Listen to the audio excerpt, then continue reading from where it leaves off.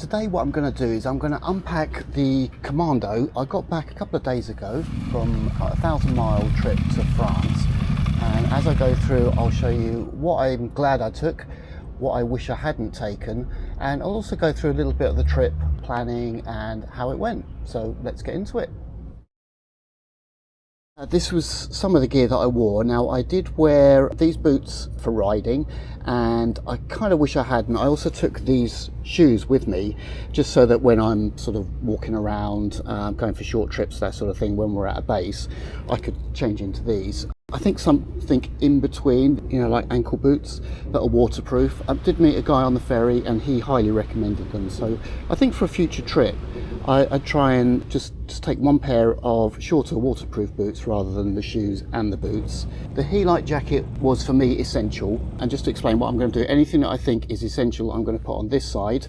So I'm going to move these boots over to this side because I think that's probably wouldn't be taken on a future trip. I did take these waterproof gloves.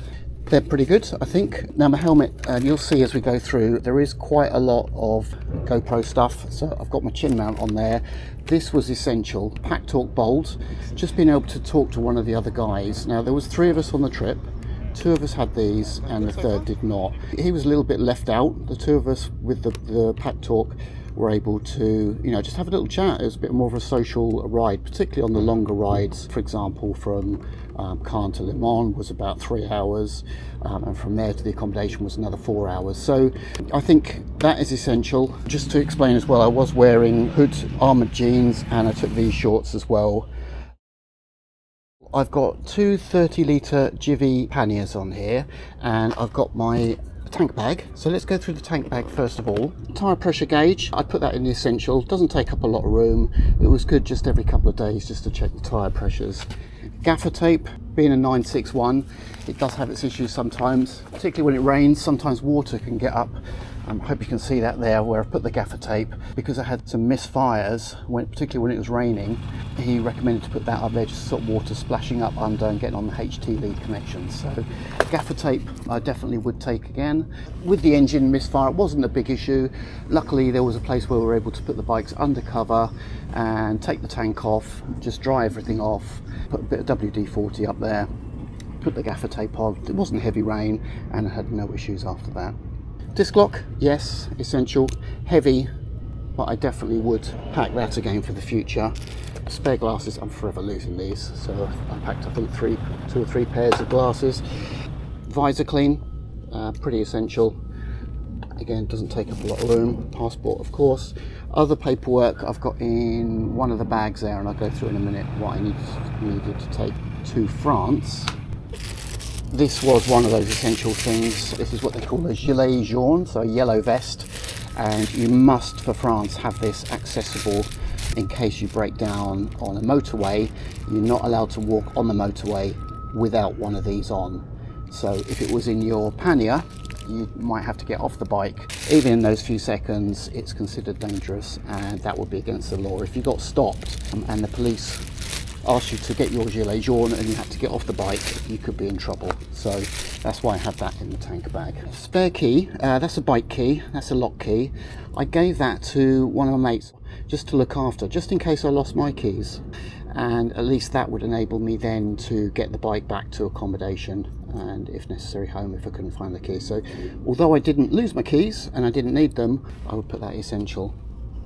Spare fuses, bulbs and so on. We have in there a few receipts. I like to keep a track of how I'm doing mileage wise. This is a pretty handy tool. This is just like a little 3D printed tool, and that enables you then to take that off if it does seize up a little bit. Not a lot of weight, not a lot of room. I would definitely pack that.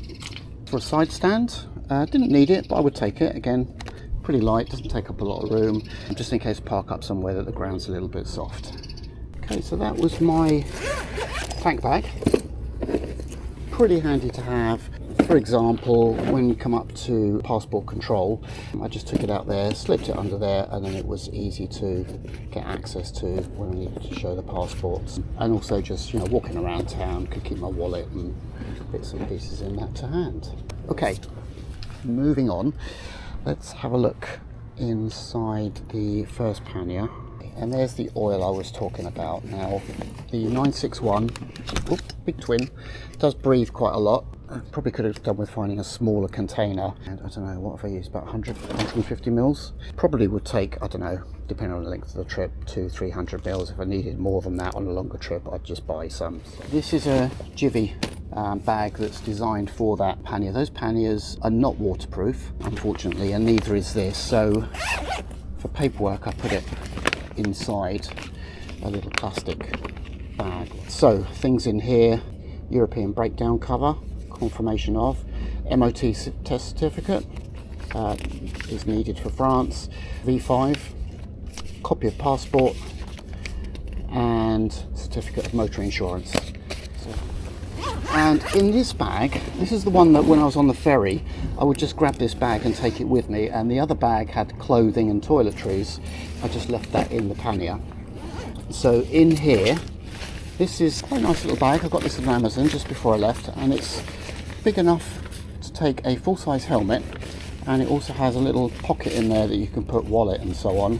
Zips up, and then that can go over your shoulder and just makes carrying the helmet a lot easier. So for example, one of the places we went to was a tank museum in France, and had a look around there, and it meant that I could bring the helmet with me and wallet and didn't need to leave it on the bike while we were going around. Tyre repair kit wasn't needed on the trip, luckily, but I would say that is essential, and I would definitely take that on a future trip. Then again, a few kind of little GoPro bits and pieces here. A little kind of selfie stick with a tripod. This attachment here was supposed to give me a different angle, so I could attach that to the bike and attach the GoPro to it, onto the frame, whatever. It broke. I wasn't entirely happy with it. What I found was this one here. It just has a clamp on it, and it's adjustable. So when I'm riding around, I have it on the bars like that. I can turn it around to face me, turn it around while I'm riding, and it can go on various places. It can go on the frame, for example. So this is a battery pack, pretty heavy, not very big, but I didn't really need it in the end. I was able to charge in the accommodation and when we were out and about, so I think that was just peace of mind. But in hindsight, I probably would just leave that. You know, if I was camping or something, probably would take that. You'll see in a minute that I took some electronic gadgets and I brought my AirPods. Doesn't take up a lot of room, but a little bit of extra weight that I probably don't need. I'll just get some you know, plug-in headphones next time, I think. Wet weather gear. This was needed. The weather was a bit up and down. There was one day I mentioned the bike had some misfire issues. Just peace of mind. I think it was good to have some wet weather gear, so I would put that probably in the essentials to take. This is the little toolkit that I mentioned. Definitely would recommend taking that for the future. I think I've mentioned this on previous videos as well. So this is a diary, and I just in here jot down little memories of the trip. Also space to put some photographs in there, and it's just a nice little memento. Just helps remind me where I went, things I saw, the mileage that I did. Nice thing to look back in the future, so take that. And it's just something to do while you're on the ferry or, you know, in the accommodation in the evenings. Right, gadgets. Why did I take that? I took it because I thought on the ferry, you know, it's going to be 6 hour sailing, could be bored, 6 hour there, 6 hour back. In the evenings, maybe we've got a bit of time. In hindsight, probably should have just downloaded a couple of games onto my iPhone. Same with the Kindle, it's just an extra gadget to keep charged. Yeah, I do like to read, but again, I could just download an audiobook onto my phone. One gadget instead of three. A couple of different cables. It'll be great when we can just have one standard cable. You know, what have I got there? USB, that's a Lightning, micro USB, USB-C. So with all the gadgets I've got, particularly with doing YouTube stuff, I needed those. The drone was pretty nice to have, nice toy. Depends on the length of the trip, but I do like with my YouTube videos to give a few different angles when I'm going around. I use that at a couple of different accommodations, just to give a little bit of perspective on where we were. So although that took up a bit of room and required charging and whatnot, that was a nice little toy to take. So again, depending on the length of the trip, I probably would take that. Going to France, obviously different sockets, This one does EU, UK and US, has 4 little USB ports there. Essential, but I would like to try and find something a little bit smaller for future trips. That's pretty bulky. So I think that's it for that bag, and that's a pretty handy bag. So you just take that out of the pannier, onto the boat and repack it later. It was a nice sailing from Portsmouth with Brittany Ferries. We left Cardiff on the Saturday afternoon and rode down to Portsmouth and stayed overnight in Portsmouth so we could catch the 8 AM sailing to Caen. Nice smooth sailing, no issues. You know, they strap the bike down for you, you walk upstairs, lots of restaurants, cafes and so on. And then from Caen, which is in northern France, we rode down to Le Mans and we stayed there overnight. Racetrack was closed because we couldn't have a look around. We could have a look around the museum, but the racetrack was closed because they were preparing for the 24 hours race. So that was quite interesting to see. And then from Le Mans, we rode down to a little farm. We had just used that as a base. We stayed there 4 nights and rode around the local area. We then rode back up towards Caen to the Normandy beaches where the D-Day celebrations were going on, which was really nice to see. See a few sort of jeeps going around and people dressed up in period military costume from World War II. And then we stayed overnight just outside Caen, and again the sailing was early next morning, 8:30, to get back to Portsmouth for about 1 o'clock with the hour change.